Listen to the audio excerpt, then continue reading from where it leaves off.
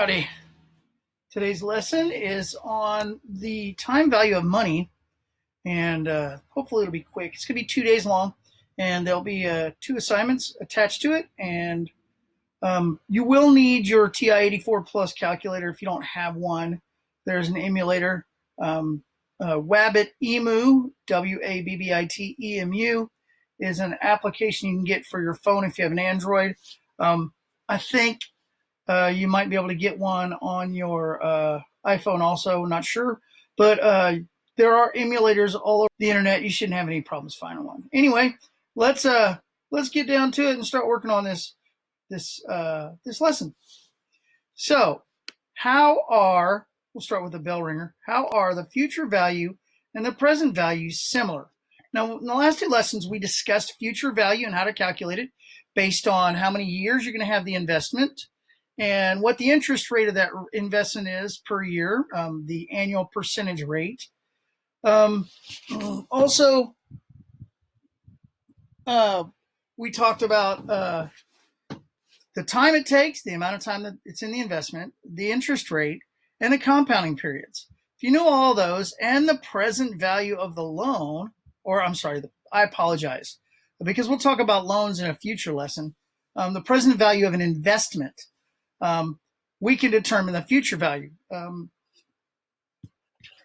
You want to know the future value when you have an amount of money to invest and you want to know what that money is going to be worth in the future.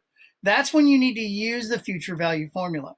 They're similar because they are calculated much the same way, but you use one to find the other in both cases. So if you have the future value, you can determine the present value. If you have the present value, you can determine the future value. When should you use future value? When, like I said, when you need to know how much money your money is going to be worth in the future if you invest it now. When should you use present value? That's if you know how much you need in the future and you want to know how much you have to invest now. So you're going to use future value when you want to know how much money your money will make, and you need to use present value when you want to know how much money you have to put in to make the money you need. So what are the main factors involved in determining present or future value of investment? Here are the main variables you need to know. 4 things. To find the future value, you need interest rate, compounding periods, time in years, and the present value. And the future value, it's the same 3 first things: interest rate, time, compounding periods, but then you need to know the future value. So you have to have one to find the other. Okay? So let's see. Great things. I'm going to share with you a little short video I took to tell you what I believe is a great thing. Hold on just a second. I'm going to pull it up. You guys will find this fascinating. Well, maybe not fascinating, but really, really cute. So anyway, recently my cat had kittens. Hey, Mama. Kitty, kitty.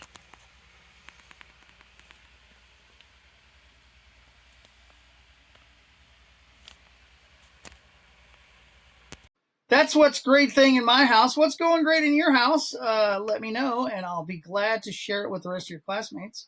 Hey, you know what? This is lesson 5 of 10 or 9 lessons. All right, lesson objective for today's lesson. I can use a TVM calculator to analyze real-world financial decisions. Get your TI-84 Plus out now. This lesson is done exclusively using the time value of money calculator on the TI-84 Plus. Okay, so Vanessa is a financial planner specializing in retirement savings. She does realize the importance of using mathematical formulas and the appropriate tools to help her clients understand the reasoning behind advice she gives. One of her favorite tools is the time value of money, or TVM calculator. In SAS 4, you met Josephine, one of Vanessa's clients who wanted to retire with $1 million. In Josephine's initial situation, she plans to retire in 50 years with $1 million in savings. Vanessa advises her to find an account that earned at least the current rate of inflation. We'll use this information to complete the following table. Okay, so she wants $1 million. That's her future value. In the future, in 50 years, she wants $1 million. So the number of years investment to maturity, 50 years. Annual interest rate, 0.03%. We'll say is typically right around the average of the inflation rate. Principal or present value is unknown. We want to know how much she needs to invest to make that $1 million. And the number of compounding periods per year, 1 compounding period per year. Okay, so it's only compounded once a year. Now she's going to use the calculator to help her. She wants to know how the different variables affect one another. And we're going to identify the values in Josephine's situation for each variable that the TVM calculator uses. Now, if I were taking my course, I would write this down as notes for my calculator, to use my calculator in the future, because it is exactly what's in the calculator. When I pull it up, you'll see what I'm talking about. The number of compounding periods in the life of an investment, whether it be a loan or it be money that you put into a financial instrument. It is the compounding periods over the life of the investment, okay? I% is the annual interest rate as a percent. We don't put in the calculator as a decimal or the decimal equivalent of the percent. We just put it in as the percent. PV, the principal present value, that's what we're trying to figure out. That's why there's question marks there. Payment, PMT, is the amount of the each regular payment. That'll come into play when we start talking about whether we're taking out dividends or we're making a payment on a loan. That is something that we'll look into in the future. So we'll leave that as 0. Future value, or the value of the investment of the maturity, we already know what that's going to be. We said it was $1 million. Payments per year, that has to do with paying back a loan. And compounding periods per year, that has to do with compounding periods in a year. Typically, these two are the same. Well, let's look and see. We know that she wants to keep her investment in for 50 years.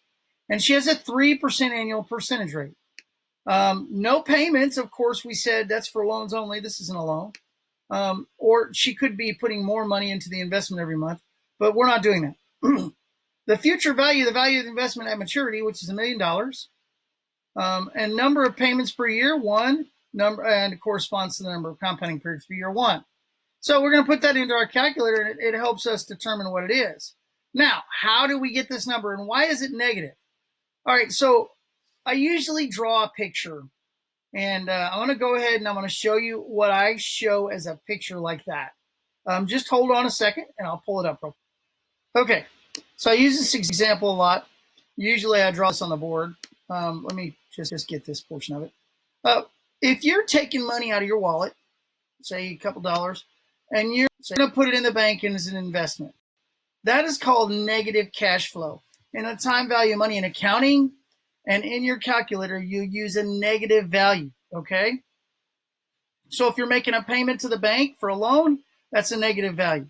If you're putting money in the bank as an investment, like the present value of an investment, that is a negative value, okay? Now, conversely, if the money starts at the bank and it goes to your wallet, that is positive cash flow. So you need to think of it from this perspective. Money going out of your wallet, negative. Money going into your wallet, positive. So now you get what I'm talking about there. And we'll go back to the situation. We had a negative $228,000 investment, $228,000 investment to get $1 million in 50 years. That's a lot of money. It's $250,000, close to $250,000. How can we fix that? Okay, we'll use the TVM calculator to do this. Let's talk about how to do it first. We'll talk about how to do it first, and then we'll go ahead and do it on the calculator so we can figure out the future value of an investment. The first thing you want to do to get to the calculator is you want to go to apps right here, that button right there, apps. And the very first one, some of you, it may be the only one, is finance. You'll hit enter, and the very first button in there is TVM solver. And there you go. Notice that all these variables here are exactly the same variables there. He wants to find the future value of a $6,000 earning 6.25% interest compounded quarterly for 35 years. Everything he needs to know to find the future value of the investment is right there. He wants to put $6,000 into an account earning 6.25% interest compounded quarterly for 35 years. So let's put that in just as these variables are in this chart. Now, N, we said, is the number of compounding periods in the life of the investment. And the way we determine that is we're going to take the number of years and multiply it by the number of compounding periods per year. Now that makes a lot of sense. We have 35 years and 4 compounding periods per year. So we're just going to put in 35, not 38, 35 times 4. And it does the math for us. Watch this. But there it does the math for us. The interest rate we're going to put in as the interest rate, not the decimal equivalent. Now in this case, the present value is $6,000, but it's negative. You have to use the negative here, not the minus. So you have to put negative and then put $6,000. Payment, no payments yet. Future value, we don't know what the answer is, but 4 compounding periods per year, notice it does that automatically. Now this last one, payment end or beginning, that relies completely on the bank's way of calculating interest. Anyway, that's beside the point. So how do we determine this answer that's already given right here? You go up to the future value and you hit alpha and then enter, and it gives you the missing point. And the future value of the $6,000 in 35 years compounded 4 times per year at 6.25% annual percentage rate is $52,580.51. How about this one? Hilda wants to have $10,000 in 10 years after investing in an account that earns 3.6% compounded monthly. So let's do that one real quick. Let's try this. Number of compounding periods. 10 years, 12 months per year.